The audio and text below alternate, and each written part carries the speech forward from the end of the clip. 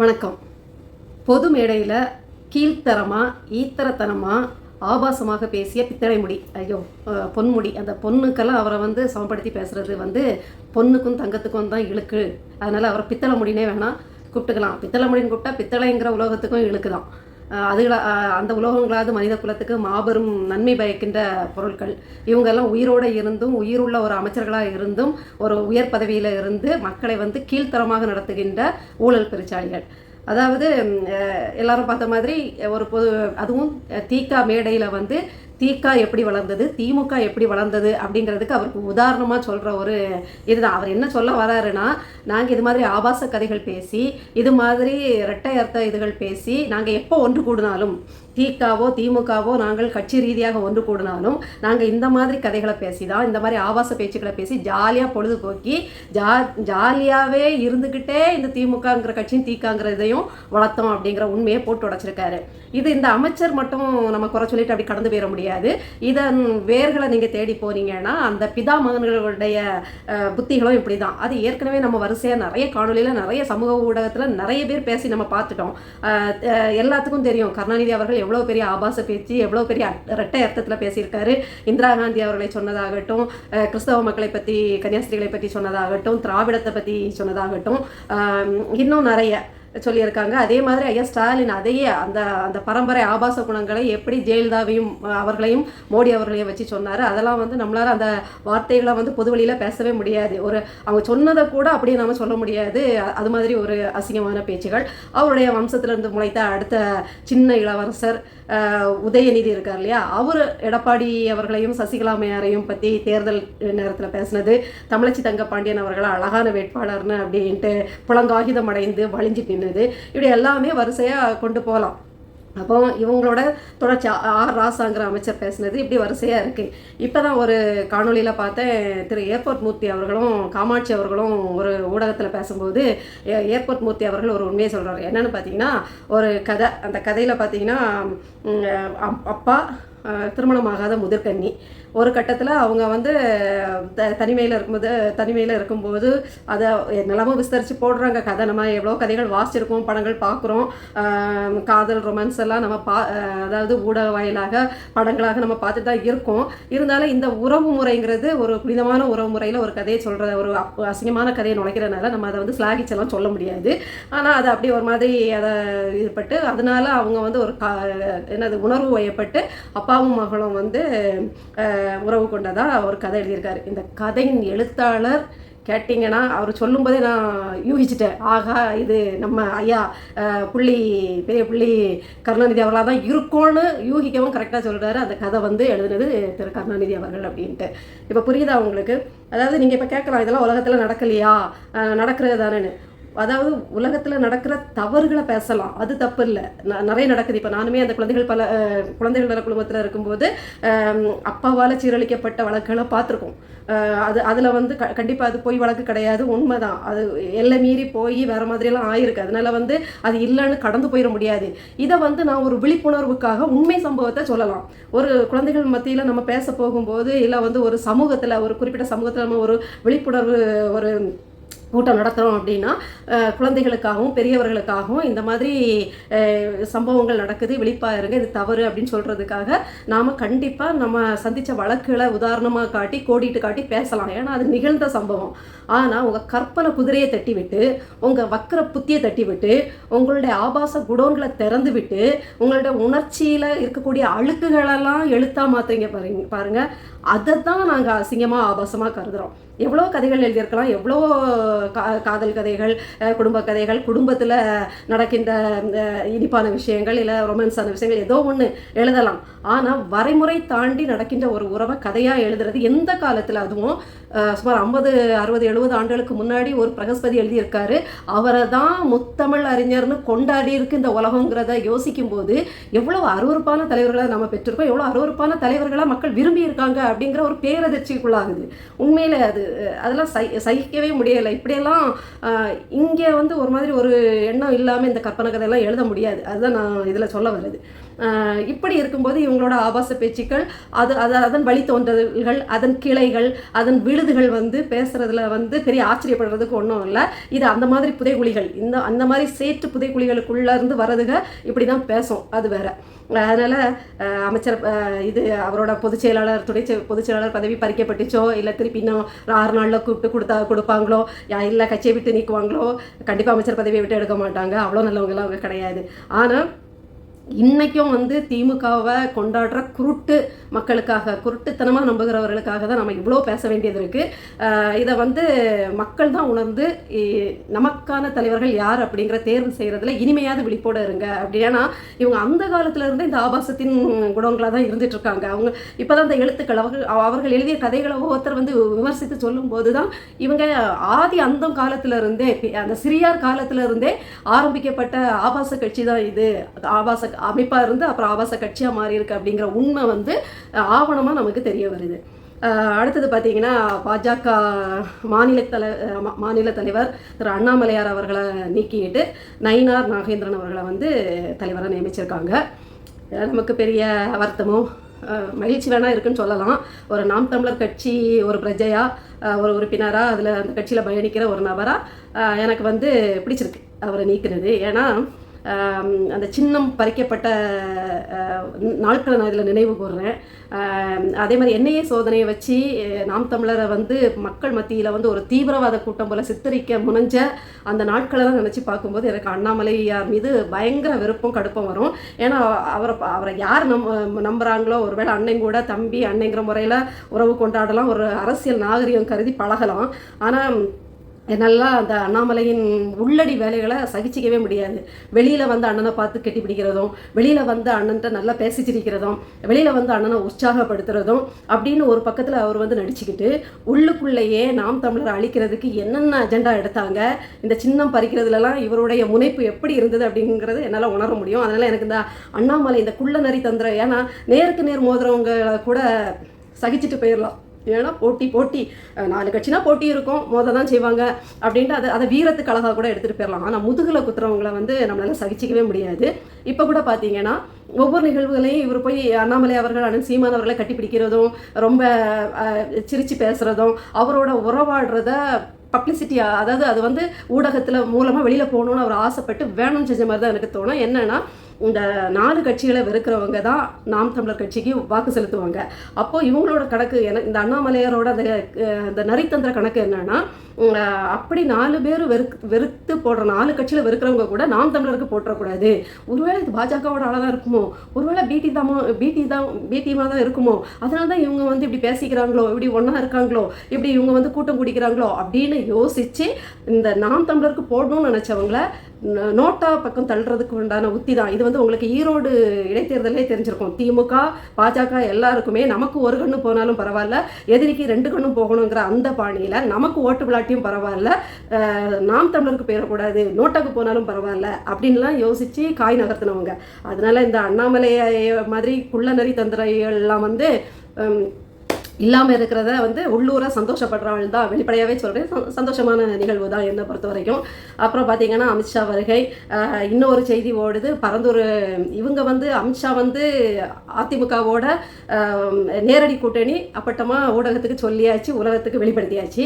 ஆனால் ஒரு கள்ள கூட்டணி ஒன்று இருக்குது இல்லையா, பாஜகவும் திமுகவும். இந்த கள்ள கூட்டணியோட விளைவு என்னன்னு பார்த்தீங்கன்னா, பரந்தூர் விமான நிலையம் அந்த இதை தொடங்குறதுக்கு மத்திய அமைச்சகம் ஒப்புதல் கொடுத்துருக்கு அப்படிங்கிற ஒரு செய்தி வருது.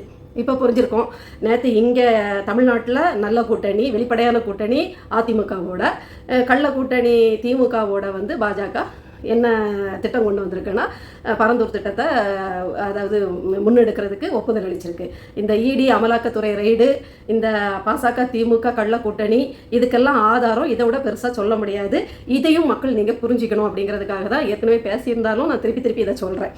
அடுத்தது பார்த்திங்கன்னா, சிங்கம் சூர்யா அப்படின்னு தன்னைத்தானே கற்பனையில் நினச்சிக்கிட்டு, தான் ஒரு வாட்டர் வெற்றிவேல் அப்படின்ட்டு தன்னைத்தானே கற்பனையில் நினச்சிக்கிட்டு, நிஜத்தில் வந்து ஒரு அரசியல் கட்சியின் பினாமி ஏவல் துறையாக, அரசியல் கட்சியின் அடியாளாக வேலை பார்க்கின்ற IPS வருண்குமார் அவர்களுடைய ஒரு ஆடியோ லீக் ஆகுது. அந்த ஆடியோ லீக் ஆகுறதுல ரொம்ப நேர்மைசிகரமாக தான் அது அவங்களுக்கு தெரியும். அதை கேட்கும்போது அவங்களுக்கும் சிங்கர் சூர்யா வந்துட்டு போவார், வால்டர் வெட்டிவேல் வந்துட்டு போவார், இன்னும் எவ்வளவோ மிடுக்கான காவல்துறை படங்களில் வந்த அந்த கதாநாயகர்கள்லாம் அவங்க முன்னாடி நந்தலாலான்ட்டு சுற்றி சுற்றி ரவுண்டு கட்டிட்டு போகலாம். ஆனால் நீங்கள் அதில் நல்லா யோசிக்கணும். இத்தனை வருடங்களில் காவல்துறையில் இப்படி ஒரு காவல்துறை அதிகாரியோட நடவடிக்கைக்கான ஆடியோ வெளியில் வந்திருக்குதா, லீக் ஆகிருக்கா?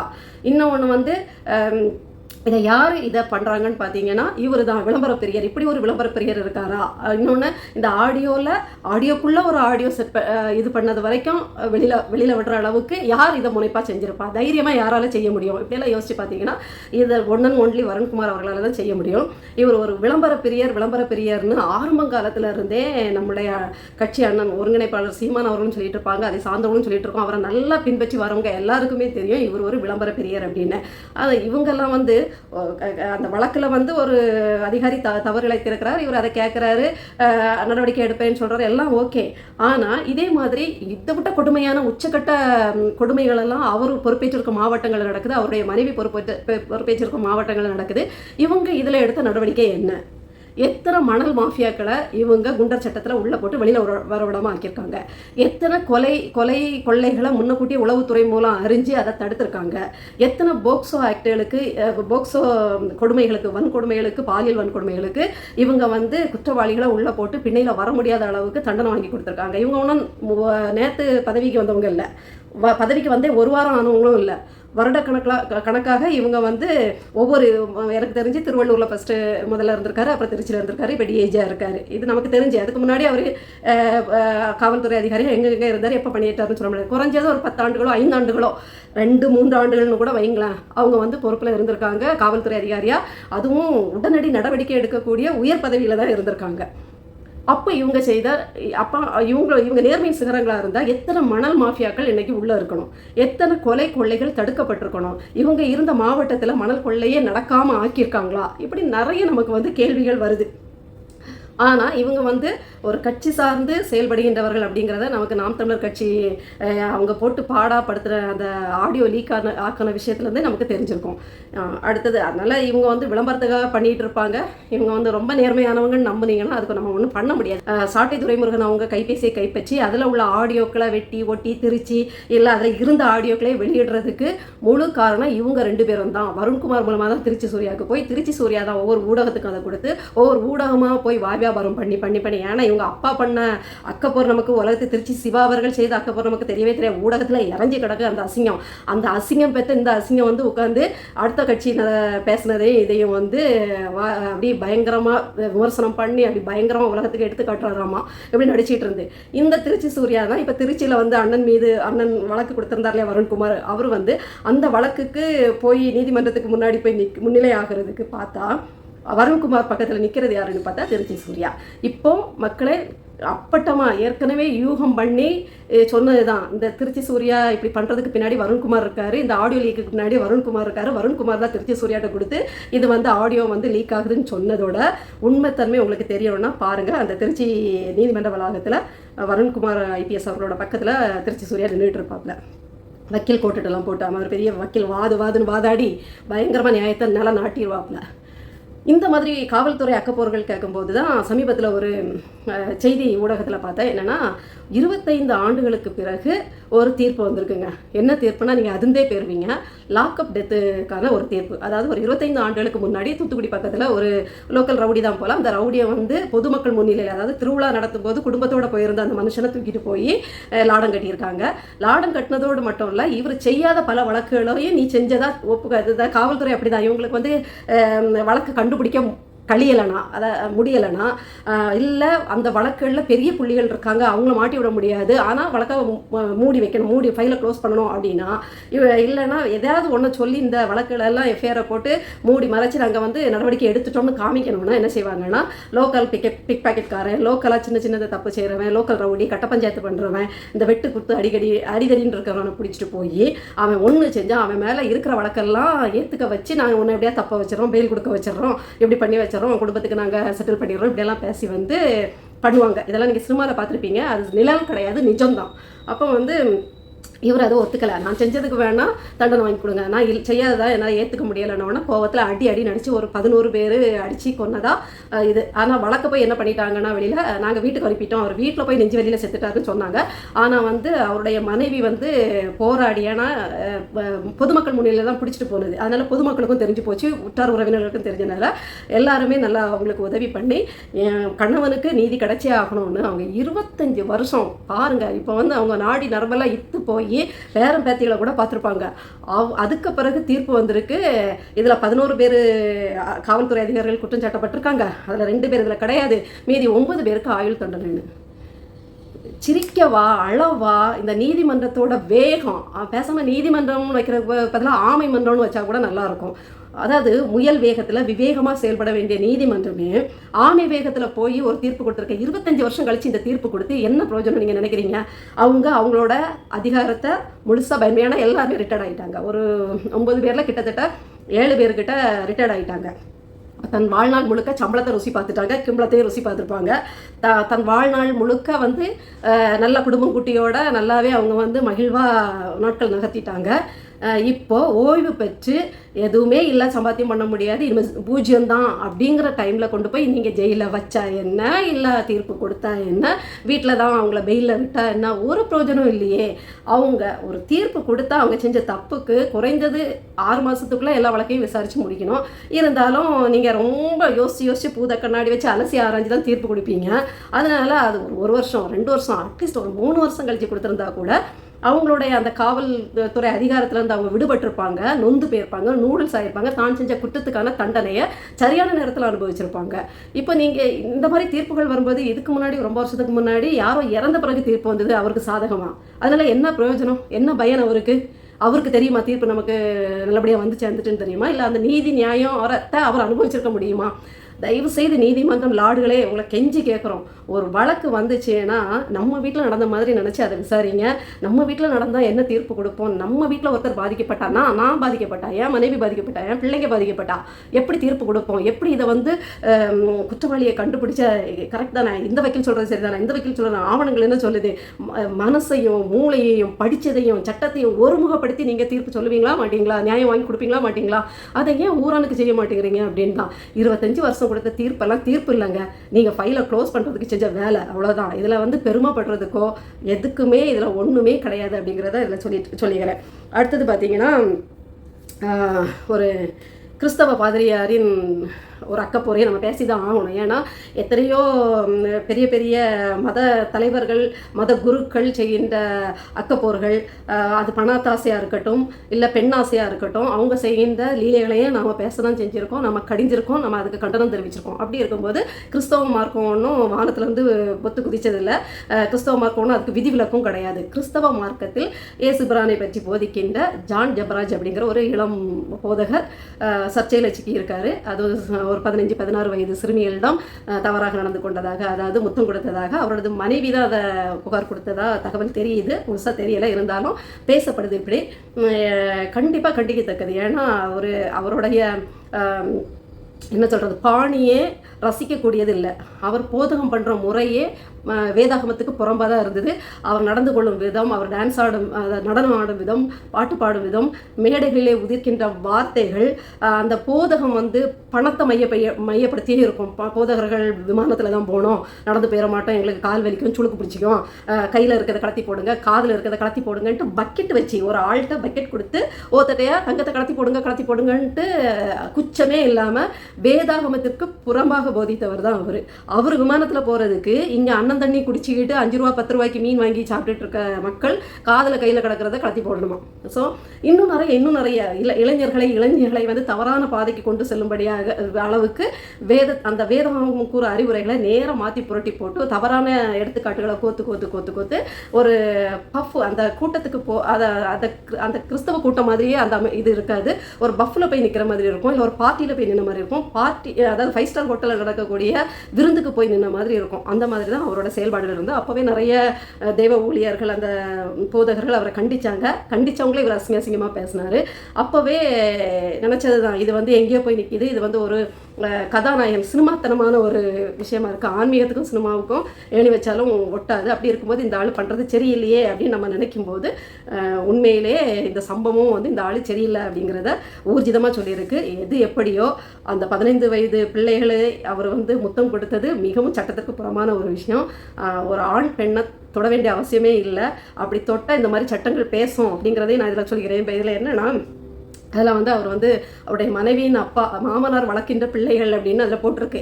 அவர் அன்பாவோ ஒரு என்ன சொல்கிறது தங்கச்சி மாதிரி, இப்போ குழந்தையான்னு இல்லை, தங்கச்சி மாதிரி இதில் கூட அக்கா கணவர் வந்து அவங்கள தொட்டு பேசவோ ஏதோ செய்யலாம். ஆனால் சட்டத்திற்கு முன் இதெல்லாம் செல்லாது. நான் இதை வந்து ஜான் ஜெபராஜ் அவர்களை தூக்கி பிடிக்கவே இல்லை, நான் சப்போர்ட் பண்ணவே இல்லை. ஏன்னா இவர் செய்யக்கூடிய ஆளுதாங்கிறதுக்கு தான் என் மனசில் படுறது. அதனால் அவர் கண்டிப்பாக சட்டத்துக்கு முன்னாக தண்டிக்கப்பட வேண்டியவர். ஆனால் நான் இந்த விஷயத்தில் இருந்து ஒன்று சொல்ல விரும்புகிறேன். ஒரு ஆசிரியர் பெருமக்களாக இருந்தாலும் சரி தான், இல்லை யார் அது இந்த பள்ளிக்கூட இந்த டியூஷன்னு சொல்லுவாங்க இல்லையா, அந்த மாதிரி டியூஷன் சென்டர்களையும் சரி தான், இல்லைனா இது மாதிரி போதகர்கள், ஏதோ ஒன்று ஒரு பொதுவான இடத்துல பொதுவான மக்களை சந்திக்கின்ற ஒவ்வொரு நபர்களுக்கும் நான் சொல்லிக்கிறேன். அது சின்ன குழந்தையாக இருந்தாலும் சரி தான், பெரிய பிள்ளைங்களாக இருந்தாலும் சரி தான், 17-18 வருவ பிள்ளைகளாக இருந்தாலும் சரி தான், நீங்கள் வந்து இந்த என்கரேஜ் பண்ணுற மாதிரி தோளை தட்டுறதோ, இல்லைன்னா செல்லமாக இப்படி மூக்கை தட்டி விட்டுறது, இல்லைனா முடியை பிடிச்சி எடுக்கிறது, இந்த மாதிரி, அதாவது இதெல்லாம் வந்து இந்த செயல்பாடுகளில் வந்து நல்ல நோக்கத்தோடு கூட இருக்கலாம். உங்கள் உள்ளுக்குள்ளே அழுக்கு இல்லாமல் காம எண்ணங்கள் இல்லாமல் கூட நீங்கள் பிரதிபலிக்கிறதா இருக்கலாம். ஆனால் தயவு செய்து இந்த வேலையில் செய்யாதீங்க, கவனமாக இருங்க. ஒரு ஆண் ஆசிரியர் ஒரு பெண் பிள்ளையை வந்து தனியாக கூப்பிட்டு அறிவுரை கூறக்கூட தனியாக கூப்பிட்டு போய் அறிவுரை கூறாதீங்க. அந்த பிள்ளை வந்து ஒரு தப்பு பண்ணியிருக்குன்னா ஒரு பெண் ஆசிரியரை கூப்பிட்டு பக்கத்தில் வச்சுட்டு அறிவுரையை சொல்லுங்கள். தனியாக ஒரு பெண் ஆசிரியர் ஒரு 10 பருவ ஒரு 11, 11, 12, 10 படிக்கிற 10 பருவ மாணவனையும் தனியாக அழைச்சி அறிவுரை கூறுறேன்னு கூறாதீங்க.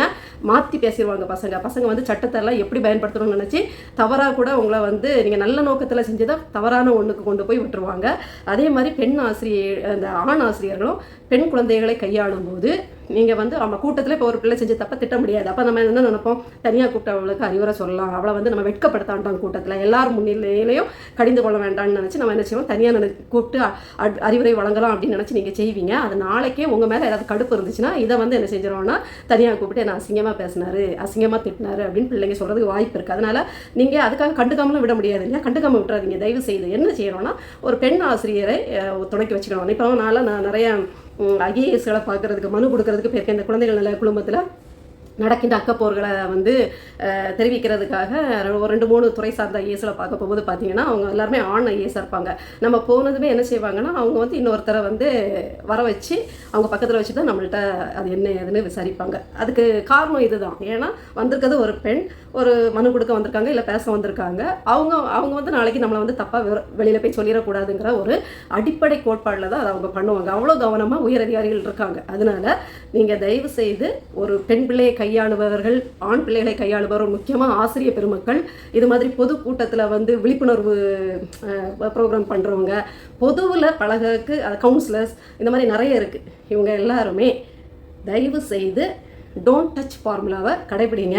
அப்படின்னா உங்களுக்கு பாதுகாப்பு. இல்லைனா இது வந்து ஏதாவது ஒரு விதத்தில் நமக்கு பேக் ஃபயர் ஆயிரும் அப்படிங்கிறத இந்த காணொலியில் சொல்லி முடிக்கிறேன். நன்றி, வணக்கம்.